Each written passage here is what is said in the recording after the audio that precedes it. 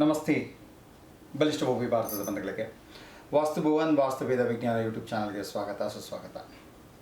ಇವತ್ತು ವಾಸ್ತು ಟಿಪ್ಸಲ್ಲಿ ತುಂಬ ಜನ ಕೇಳ್ತಾ ಇರ್ತಾರೆ. ಅವ್ರಿಗೆಲ್ರಿಗೂ ಸೇರಿಸಿ ಒಂದು ಒಳ್ಳೆಯ ಉತ್ತಮವಾದಂಥ ಒಂದು ವಾಸ್ತು ಟಿಪ್ಸು ಏನು ಅಂತಂದರೆ, ಧೈರ್ಯ ಸ್ಥೈರ್ಯ ಆತ್ಮಸ್ಥೈರ್ಯ ಬರಬೇಕು ಅಂದರೆ ಮನೆಯ ಯಾವ ದಿಕ್ಕು ನಮಗೆ ಪರಿಪೂರ್ಣವಾಗಿ ಸಹಕಾರವನ್ನು ಕೊಡುತ್ತೆ ಮತ್ತು ಆ ಶಕ್ತಿಯನ್ನು ಕೊಡುತ್ತೆ ಅನ್ನೋದ್ರ ಬಗ್ಗೆ ತಿಳಿಸ್ತೇನೆ. ಎರಡನೇದು ಪ್ರಶ್ನೆಗಳು, 2 ಪ್ರಶ್ನೆಗಳು ತೊಗೊಳ್ತಾ ಇದ್ದೀನಿ. 2 ಪ್ರಶ್ನೆಗಳಿಗೆ ಉತ್ತರಗಳನ್ನು ಕೊಡುವಂಥ ಪ್ರಯತ್ನವನ್ನು ಕೂಡ ಪಡ್ತಾ ಇದ್ದೀನಿ. ಕೇಳ್ಬೋದು. ಈಗಾಗಲೇ ಸಾಕಷ್ಟು ಜನ ಪ್ರಶ್ನೆಗಳು ಕೇಳ್ತಾ ಇದ್ದಾರೆ. ನೀವು ಕೂಡ ಕೇಳ್ಬೋದು. ನಾನು ಕೊಡುವಂಥದ್ದು ಪ್ರತಿಯೊಂದು ಕೂಡ ಯಾವುದೋ ಅಡುಗು ಲಜ್ಜಿಕತೆಗಳಲ್ಲ, ಯಾವುದೋ ಮೌಢ್ಯಗಳನ್ನು ಬಿತ್ತುವಂಥ ನಂಬಿಕೆನೂ ಅಲ್ಲ. ಎಲ್ಲವೂ ಕೂಡ ವೈಜ್ಞಾನಿಕವಾಗಿ, ತಾರ್ಕಿಕವಾಗಿ ಮತ್ತು ವಾಸ್ತುಶಾಸ್ತ್ರದಲ್ಲಿ ಬಂದಿರುವಂಥ ವಿಶಿಷ್ಟ ಜ್ಞಾನ, ವಿಜ್ಞಾನ, ಅದರ ಮೂಲಕ ನಿಮಗೆಲ್ರಿಗೂ ಕೂಡ ಉತ್ತರಗಳನ್ನು ಕೊಡುವಂಥ ಪ್ರಯತ್ನವನ್ನು ಸದಾ ಪಡ್ತಾ ಇರ್ತೀನಿ. ಮುಂದಕ್ಕೂ ಅದೇ ಪ್ರಯತ್ನವನ್ನು ಮತ್ತು ಎಲ್ರಿಗೂ ಕೂಡ ಸಮಾಧಾನಕರವಾದಂತಹ ಅನ್ನೋದಕ್ಕಿಂತ ಹೆಚ್ಚಾಗಿ ಸಮಂಜಸವಾದಂತಹ ಸರಿಯಾದಂಥ ಉತ್ತರವನ್ನು ಕೊಡೋದಕ್ಕೆ ನಾನು ಸದಾ ಬಯಸ್ತಾ ಇರ್ತೀನಿ. Okay, right. ಒಬ್ಬರು ಏನು ಪ್ರಶ್ನೆ ಕೇಳಿದ್ದಾರೆ ಅಂತಂದರೆ, ಆಗ್ನೇಯ ಭಾಗ ಬೆಳೆದಿದ್ದರೆ ಅದಕ್ಕೆ ಪರಿಹಾರ ಕೊಡಿ ಅಂತ ಕೇಳ್ತಾ ಇದ್ದಾರೆ. ಆಗ್ನೇಯ ಭಾಗ ಯಾವ ಕಡೆ ಬೆಳೆದಿದೆ, ಹೆಂಗೆ ಬೆಳೆದಿದೆ ಅಂತ ಅನ್ನೋದು ಗೊತ್ತಿಲ್ಲ, ಬಟ್ ಕೇಳಿದ್ದಾರೆ. ಆಗ್ನೇಯ ಭಾಗ ಅಂತಂದಾಗ ಸಾಧಾರಣ ಏನಾಗುತ್ತೆ, ಇದು ಸೌತ್ ಈಸ್ಟ್ ಅಂತ ಕರಿತೀವಿ ನಾವು ಇದನ್ನು. ಈ ಭಾಗ ಪೂರ್ವ ಆಗ್ನೇಯ ಬೆಳೆದಿದೆಯಾ ಗೊತ್ತಿಲ್ಲ, ದಕ್ಷಿಣ ಆಗ್ನೇಯ ಬೆಳೆದಿದೆಯಾ ಗೊತ್ತಿಲ್ಲ, ಪಕ್ಕ ಇದೇ ಆಗ್ನೇಯ ಬೆಳೆದಿದೆಯಾ ಹಿಂಗೆ ಗೊತ್ತಿಲ್ಲ. ಆಗ್ನೇಯ ಅಂತ ಕರೀತಾರೆ, ಏನೂ ಮಾಡೋಕ್ಕಾಗಲ್ಲ, ಜನಸಾಮಾನ್ಯರಿಗೆ ಇರುವಂಥ ಅಜ್ಞಾನ ಅದು. ನೋಡಿ, ಸಾಧಾರಣವಾಗಿ ಈ ಥರ ಏನಾದ್ರು ಬೆಳೆದಿದ್ದರೆ ಏನಾಗುತ್ತೆ ಅಂತಂದರೆ, ಒಂದೊಂದು ಆಗ್ನೇಯ ಬೆಳೆದ್ರೆ ಒಂದೊಂದು ರೀತಿಲಿ ಬರ್ತಾ ಇರುತ್ತೆ. ಸಾಧಾರಣವಾಗಿ ಆಗ್ನೇಯಗಳಲ್ಲಿ ವ್ಯತ್ಯಾಸ ಆದಾಗ ಏನೆಲ್ಲ ಆಗುತ್ತೆ ಅಂತಂದರೆ, ಮೊಟ್ಟಮೊದಲಾಗಿ ಏನಾಗುತ್ತೆ, ಆ ಮನೆಯಲ್ಲಿ ಒಂದು ಲಕ್ಸುರಿ ಅಂದರೆ ಜೀವನದಲ್ಲಿ ಅಂತಸ್ತು ಕಡಿಮೆ ಆಗ್ತಾ ಇರ್ತದೆ, ಅಂದ ಕಡಿಮೆ ಆಗ್ತಾ ಇರ್ತದೆ, ಚಂದ ಕಡಿಮೆ ಆಗ್ತಾ ಇರ್ತದೆ, ಮನೆಯಲ್ಲಿ ಶುಭ ಕಾರ್ಯಗಳು ಕಡಿಮೆ ಆಗ್ತಾ ಇರ್ತದೆ. ಒಂದು ಮದುವೆ ಮುಂಜಿ ಮಾಡಬೇಕು ಆಗಲ್ಲ, ಒಂದು ಸಾಧಾರಣವಾಗಿ ಒಂದು ಪೂಜೆ ಮಾಡಬೇಕು ಆಗಲ್ಲ, ಜೀವನದಲ್ಲಿ ಆಸೆ ಆಕಾಂಕ್ಷೆಗಳನ್ನು ಪಡ್ತಾರೆ, ಆದರೆ ಅದು ಯಾವುದನ್ನು ಕೂಡ ನೆರವೇರಿಸೋಕ್ಕೆ ಆಗಲ್ಲ. ಈ ರೀತಿ ಸಮಸ್ಯೆಗಳಿದ್ದಾಗ ಆಗ್ನೇಯ ಬೆಳೆದಿದೆ ಅಂತ ಅಂದ್ಕೊಳ್ತೀವಿ. ಅದರಲ್ಲೂ ಸಮಸ್ಯೆಗಳು ಹಲವಾರು ಬರ್ತದೆ.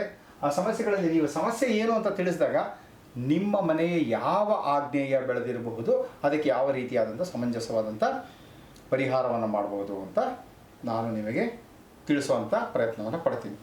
ಸಾಧಾರಣವಾಗಿ ಬೆಳೆದಿದೆ ಅಂತಂದಾಗ ಏನು ಮಾಡ್ತೀವಿ ಅಂತಂದರೆ, ಆಗ್ನೇಯ ಬೆಳೆದೋಗಿದೆ ಮಾಡಿದೆ ಅಂತಂದರೆ, ಈ ಥರ ಮನೆ ಬೆಳೆದಿದೆ ಅಂತಾರೆ, ಮನೆಯ ಆಗ್ನೇಯ ಭಾಗ ಬೆಳೆದಿದೆ ಅಂತಂದಾಗ ಏನು ಮಾಡ್ತೀವಿ, ಅದನ್ನು ಕಟ್ ಮಾಡೋದಕ್ಕೋಸ್ಕರ ವಾಸ್ತುವಲ್ಲಿ ಪುರಾತನ ಶಾಸ್ತ್ರಗಳಲ್ಲಿ ಬಂದಿರೋ ಪ್ರಕಾರ ಏನು ಹೇಳ್ತೀವಿ, ಈ ಭಾಗಕ್ಕೆ ಏನು ಮಾಡ್ತೀವಿ, ಯಾವ್ದು ಬೆಳೆದಿದೆ ಆ ಭಾಗಕ್ಕೆ ಒಂದು ಬ್ರಾಸ್ ಅಂತಂದರೆ ಹಿತ್ತಾಳೆ, ಅದರ ಮೂಲಕ ಏನು ಮಾಡ್ತೀವಿ, ಭೂಛೇದನ ಅಂತ ಮಾಡ್ತೀವಿ. ಭೂಛೇದನ ಅಂತ ಮಾಡಿದಾಗ ಏನಾಗುತ್ತೆ ಅಂದರೆ, ಇದೇ ಬೇರೆ ಆಗುತ್ತೆ, ಅದೇ ಬೇರೆ ಆಗುತ್ತೆ. ಆದಾಗ ಏನಾಗುತ್ತೆ ಅಂದರೆ, ಇದರ ಪರಿಣಾಮ ಈ ಮನೆಗೆ ಬರೋದಿಲ್ಲ. ನಿಜ ಅಲ್ವಾ? ಬಾರ್ಡರ್ ಅಂತ ಒಂದು ಹಾಕಿದಾಗ ಏನಾಗ್ಬಿಡುತ್ತೆ, ಅದೇ ಬೇರೆ ಇದೇ ಬೇರೆ ಆಗುತ್ತೆ. ಅದೇ ರೀತಿಯಲ್ಲಿ ಈ ಬ್ರಾಸ್ದು ಒಂದು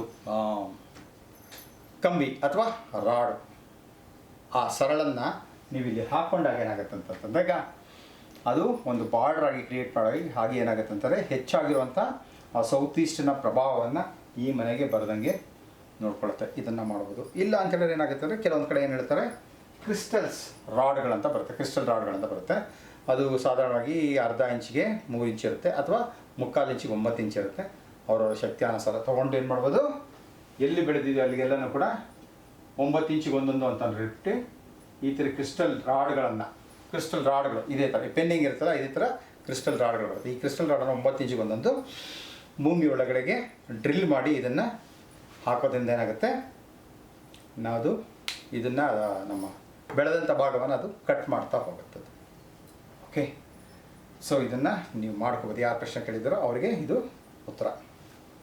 ಸರಿಯಾಗಿ ಕೇಳಿ. ಇಂಥ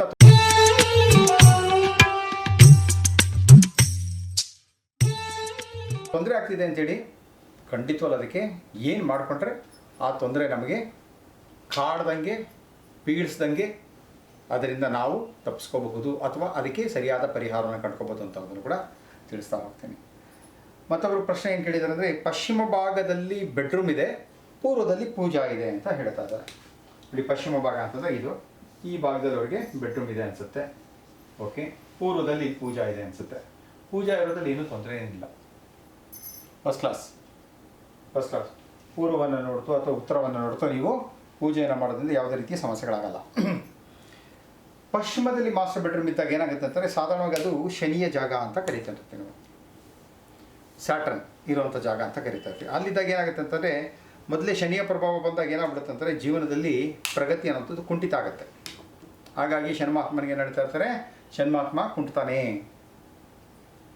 ಶನಿಮಹಾತ್ಮ ತುಂಬ ನಿಧಾನಕ್ಕೆ ನಡೆಸ್ತಾನೆ ಮಾಡ್ತಾನೆ ಅಂತಾರೆ. ಬಟ್ ನಿಜವಾಗ್ಲೂ ಶನಿಮಹಾತ್ಮ ಅಂತಂದಾಗ ಸರಿಯಾದ ಧಾರ್ಮಿಕ ಅರ್ಥದಲ್ಲಿ ನೋಡೋಕೆ ಹೋದಾಗ ಶನಿ ನಮಗೆ ನ್ಯಾಯ ನೀತಿ ಧರ್ಮನಿಷ್ಠರಾಗಿ ಇರೋದಕ್ಕೆ ಯಾವ ರೀತಿಯಾಗಿ ನಮಗೆ ಆ ಸಿಚುವೇಶನನ್ನು ಕ್ರಿಯೇಟ್ ಮಾಡಬೇಕು, ಸಂದರ್ಭವನ್ನು ಕ್ರಿಯೇಟ್ ಮಾಡಬೇಕು, ಆ ಥರ ಸಂದರ್ಭಗಳನ್ನು ಕ್ರಿಯೇಟ್ ಮಾಡಿ ನಮ್ಮನ್ನು ಏನು ಮಾಡ್ತಾರೆ, ನ್ಯಾಯ ನೀತಿ ಸನ್ಮಾರ್ಗದಲ್ಲಿ ಹೋಗೋದಕ್ಕೆ ಸರಿಯಾದ ಹಾದಿಯನ್ನು ತೋರಿಸ್ಕೊಡುವಂಥ ಮನೆಯ ಹಿರಿಯ ಅಜ್ಜ ಅಲ್ವಾ, ಆ ಥರ. ಆದರೆ ಇಲ್ಲಿದ್ದಾಗ ಏನಾಗ್ಬಿಡುತ್ತೆ ಅಂದರೆ ಮೊದಲೇ ನಾವು ಸ್ವಲ್ಪ ಸೋಂಬೇರಿಗಳನ್ನೇ, ಅದರಲ್ಲೂ ಕೂಡ ಈ ಶನಿಯ ಪ್ರಭಾವದಿಂದ ಏನಾಗುತ್ತೆ ಪಶ್ಚಿಮ ಭಾಗದಲ್ಲಿ ಇನ್ನಷ್ಟು ಸೋಮವಾರತನ ನಮ್ಮಲ್ಲಿ ಕಾಡ್ಕೊಂಡು ಏನಾಗುತ್ತೆ ಅಂದರೆ ಪ್ರೊಕ್ಯಾಸ್ಟಿನೇಷನ್ ಅಂದರೆ ಮುಂದೂಡುವಂತಹ ಮನೋಭಾವ ನಮ್ಮಲ್ಲಿ ಹೆಚ್ಚಾಗಿ ಬೆಳ್ಕೊಂಡ್ಬಿಡುತ್ತೆ. ಏನೇ ಒಂದು ಕೆಲಸ ಮಾಡ್ಬೇಕಾದ್ರೆ ನಾಳೆ ಮಾಡೋಣ, ನಾಳಿದ್ದು ಮಾಡೋಣ, ನಾಳಿದ್ದು ಮಾಡೋಣ, ಹೀಗೆ ಹೋಗ್ತಾ ಇದ್ರೆ ಏನಾಗ್ಬಿಡುತ್ತೆ, ಸರಿಯಾದ ಸಮಯಕ್ಕೆ ಸರಿಯಾದ ಕೆಲಸವನ್ನು ಮಾಡದೆ ಸರಿಯಾದ ಫಲ ನಮಗೆ ಸಿಗೋದಿಲ್ಲ. ಸರಿಯಾದ ಫಲ ಸಿಗಲಿಲ್ಲ ಅಂತೇಳಿದ್ರೆ ಸಂಸಾರ ಸುಖಮಯ ಆಗುವಂಥದ್ದು ಬಹಳ ಕಷ್ಟ ಆಗುತ್ತೆ. ಹಾಗಾಗಿ ಯಾರು ಕೇಳಿದರೂ ಅವ್ರಿಗೆ ಮಾಸ್ಟರ್ ಬೆಡ್ರೂಮ್ ಅಂದರೆ ದುಡಿಯುವಂತಹ ವ್ಯಕ್ತಿಗೆ ಮನೆಯ ಯಜಮಾನನಿಗೆ ಪಶ್ಚಿಮ ಭಾಗ ಒಳಿತಲ್ಲ ಅಂತ ಹೇಳ್ತೀನಿ. ಓಕೆ, ಸರಿ. ಈಗ ವಾಸ್ತು ಟಿಪ್ಸಲ್ಲಿ ಏನು ಹೇಳಿದರೆ ಧೈರ್ಯ ಸ್ಥೈರ್ಯ ಆತ್ಮಸ್ಥೈರ್ಯ ಬರುವಂಥದ್ದಕ್ಕೆ ಅತ್ಯುತ್ತಮವಾದಂಥ ಸ್ಥಾನ ಯಾವುದು ಅಂತ ಕೇಳಿದಾಗ ಇದರಲ್ಲಿ ಬಂದಾಗ ಏನಾಗುತ್ತೆ ಅಂದರೆ ಧೈರ್ಯ ಸ್ಥೈರ್ಯ ಆತ್ಮಸ್ಥೈರ್ಯ ಬಂದು ವೀರಾವೇಶ ನಮಗೆಲ್ಲ ಬರಬೇಕು ಅಂತಂದಾಗ ನೋಡಿ ಸೌತ್ ಈಸ್ಟ್ ಬರ್ಬಿಟ್ಟಿದ್ದೇನೆ. ಸೊ ಇಲ್ಲೇನಾಗುತ್ತೆ, ಈ ಸೌತ್ ಈಸ್ಟ್ ಆದಮೇಲೆ ಸೌತ್ಗೂ ಮಧ್ಯದಲ್ಲಿ ಏನಾಗುತ್ತೆ ಅಂದರೆ ಇದೆರಡರ ಮಧ್ಯದಲ್ಲಿ ಮತ್ತೊಂದು ಭಾಗ ಬರ್ತದೆ, ಅದು ಸೌತ್ ಈಸ್ಟ್ ಅಂದರೆ ದಕ್ಷಿಣ ಆಗ್ನೇಯ ಅಂತ ಕರಿತೀವಿ ನಾವು ಅದನ್ನು. ಸೊ ಈ ದಕ್ಷಿಣ ಆಗ್ನೇಯದಲ್ಲಿ ಯಾರು ಸಾಧನೆಯನ್ನು ಮಾಡೋದಕ್ಕೆ ಶುರು ಮಾಡ್ತಾರೆ ಅಂದರೆ, ಸಾಧನೆ ಅಂತಂದರೆ ನನಗೆ ಧೈರ್ಯ ಸ್ಥೈರ್ಯ ಆತ್ಮಸ್ಥೈರ್ಯ ಬರಬೇಕು ಅಂತ ಅನ್ನೋದು ಏನಾಗ್ತಾರೆ, ಫಸ್ಟ್ ಆಫ್ ಆಲ್ ನಮಗೆ ಒಳ್ಳೆ ಫಿಸಿಕ್ ಬೇಕು, ಆರೋಗ್ಯಯುತವಾದಂಥ ಮತ್ತು ಉತ್ತಮವಾದಂಥ ಮಾಂಸಖಂಡಗಳುಳ್ಳಂಥದ್ದು ಮತ್ತು ಶಕ್ತಿಶಾಲಿಯಾದಂಥ ದೇಹ ಬೇಕು. ಶಕ್ತಿಶಾಲಿಯಾದಂಥ ದೇಹ ಇದ್ದಾಗ ಏನಾಗುತ್ತೆ ಅಂದರೆ ನಮ್ಮೊಳಗೆ ಆತ್ಮಸ್ಥೈರ್ಯ ಬರೋಕ್ಕೆ ಶುರು ಆಗುತ್ತೆ. ಮತ್ತೊಂದು ಏನಾಗುತ್ತೆ ಅಂದರೆ ಈ ಭಾಗದಲ್ಲಿ ಸಾಧಾರಣವಾಗಿ ನಾವೇನು ಹೇಳ್ತೀವಿ ಅಂತಂದರೆ ಯಾರು ಆ ಭಾಗದಲ್ಲಿ ಕುಳಿತುಕೊಳ್ಳೋದಾಗಿರ್ಬೋದು, ಆ ಭಾಗದಲ್ಲಿ ಊಟ ಮಾಡೋವಂಥದ್ದಾಗಿರ್ಬೋದು, ಆ ಭಾಗದಲ್ಲಿ ಅಂಗಸೌಷ್ಠವ ಅಂದರೆ ಎಕ್ಸಸೈಸ್ ಮಾಡೋವಂಥದ್ದು ಇದೆಲ್ಲ ಮಾಡ್ತಾ ಅಲ್ಲಿ ಗಂಡಸರಾದರೆ ಆಂಜನೇಯನನ್ನು ಸ್ಮರಿಸ್ತಾ ಹೋದಷ್ಟು ಅಥವಾ ಹನುಮಾನ್ ಚಾಲೀಸವನ್ನು ಕೇಳೋದಾಗಲಿ ಹನುಮಾನ್ ಚಾಲೀಸವನ್ನು ಹೇಳೋದಾಗಲಿ ಹೇಳ್ತಾ ಹೋದಾಗ ಏನಾಗುತ್ತೆ ಚೆನ್ನಾಗಿ ಶಕ್ತಿ ಸಾಮರ್ಥ್ಯಗಳು ಬರ್ತಾ ಇರ್ತದೆ, ಅವರಿಗೆ ಆತ್ಮಸ್ಥೈರ್ಯ ಹೆಚ್ಚಾಗ್ತಾ ಇರ್ತದೆ. ಹೆಣ್ಣುಮಕ್ಕಳಿಗೆ ಅಂತಂದಾಗ ಏನಾಗುತ್ತಾರೆ ಅಲ್ಲಿ ತಾಯಿ ದುರ್ಗೆ ಅಥವಾ ಚಾಮುಂಡಿಯನ್ನು ಆರಾಧನೆಯನ್ನು ಮಾಡ್ಬೋದು. ಜೊತೆಗೆ ದುರ್ಗಾ ಸ್ಥಪತಿಯನ್ನು ಕೇಳ್ತಾ ಹೋದಾಗ ಏನಾಗುತ್ತೆ ಅಂದರೆ ಅವರಿಗೆ ಹೆಚ್ಚಾಗಿ ಧೈರ್ಯ ಸ್ಥೈರ್ಯ ಆತ್ಮಸ್ಥೈರ್ಯ ಬರ್ತಾ ಇರ್ತದೆ. ಸಾಕಷ್ಟು ಜನ ಬಂದಾಗ ಮಾಡಿದಾಗ ಏನು ಮಾಡಿದ್ರೆ ಅವರಿಗೆಲ್ಲ ಟಿಪ್ಸ್ಗಳು ಕೊಟ್ಟಿದ್ದೀನಿ. ಆ ಟಿಪ್ಸ್ಗಳನ್ನ ಕೊಟ್ಟಾಗ ಅವರೆಲ್ಲ ಫಾಲೋ ಮಾಡ್ಕೊಂಡು ಹೇಳ್ತಾ ಇರ್ತಾರೆ. 3 ತಿಂಗಳಲ್ಲೋ 6 ತಿಂಗಳಲ್ಲೋ ವರ್ಷದಲ್ಲೋ ಹೇಳ್ತಾ ಇರ್ತಾರೆ. ಗುರುಗಳೇ ಬಹಳಷ್ಟು ಬದಲಾವಣೆ ಆಗುತ್ತೆ ನಮಗೆ. ಏನೇ ಆದರೂ ಕೂಡ ಆ ಧೈರ್ಯ ಅನ್ನೋದು ಬೇಕೇ ಬೇಕು. ಧೈರ್ಯಂ ಸರ್ವತ್ರ ಸಾಧನಂ ಅಂತಂದ್ಬಿಟ್ಟು ವೇದಗಳಲ್ಲಿ ಹೇಳುತ್ತೆ. ಸೊ ಯಾರಿಗೆ ಧೈರ್ಯ ಇರುತ್ತೋ ಅವನಿಗೆ ಆ ಧೈರ್ಯವೇ ದೊಡ್ಡ ಸಾಧನೆ, ಆ ಧೈರ್ಯವೇ ದೊಡ್ಡದಾದಂಥ ಒಂದು ಆಯುಧ. The courage is the greatest weapon in a person's life ಅಂತ ಹೇಳ್ತಾ ಇರ್ತಾರೆ. ಸೊ ಹಾಗಾಗಿ ಆ ಧೈರ್ಯವನ್ನು ಹೆಚ್ಚೆಚ್ಚಾಗಿ ಬೆಳೆಸ್ಕೊಳ್ತಾ ಹೋಗೋದು. ಇದನ್ನು ಫಾಲೋ ಮಾಡಿ ಧೈರ್ಯವಂತರಾಗಿ ಸ್ಥೈರ್ಯವಂತರಾಗಿ ಆತ್ಮ ಸ್ಥೈರ್ಯವಂತರಾಗಿ ಭಾರತ ದೇಶದ ಏಳಿಗೆಗೋಸ್ಕರ ದುಡಿಯುವಂತಹ ಉತ್ತಮ ಜಂಜಿಗಳಾಗಿ ಅಂತ ಕೇಳ್ಕೊಳ್ತೀನಿ. ಹೊರತು ಭಾರತ ದೇಶವನ್ನು ನಾಶ ಮಾಡುವಂಥ ಜಿರಳೆಗಳಾಗ್ಬಿಡಿ ಅಂತ ಹೇಳ್ತಾ ಇರ್ತೀನಿ. ನಾವೆಲ್ಲ ಆಗಬೇಕಾಗಿರೋದು ಸ್ವಾಮಿ ವಿವೇಕಾನಂದರು ಹೇಳ್ದಂಗೆ ಏನಾಗಬೇಕು, ಸಿಂಹದ ಮರಿಗಳಾಗಬೇಕು, ಜಿರಳೆ ಮರಿಗಳಾಗೋಂಥದ್ದು ಬೇಕಾಗಿಲ್ಲ ನಮಗೆ ಅಲ್ವಾ. ಓಕೆ, ಸೊ ಎಲ್ರಿಗೂ ಕೂಡ ಆ ತಾಯಿ ಲಕ್ಷ್ಮೀದೇವಿ ಪ್ರತಿಯೊಂದು ಅಷ್ಟೈಶ್ವರ್ಯಗಳನ್ನು ಕೊಟ್ಟು ಜೀವನದಲ್ಲಿ ಸಕಲ ಸಂಪತ್ತುಗಳನ್ನು ಕೊಡಲಿ ಅಂತ ಕೇಳ್ಕೊಳ್ತಾ ನಮಸ್ತೆ, ಜೈ ಹಿಂದ್.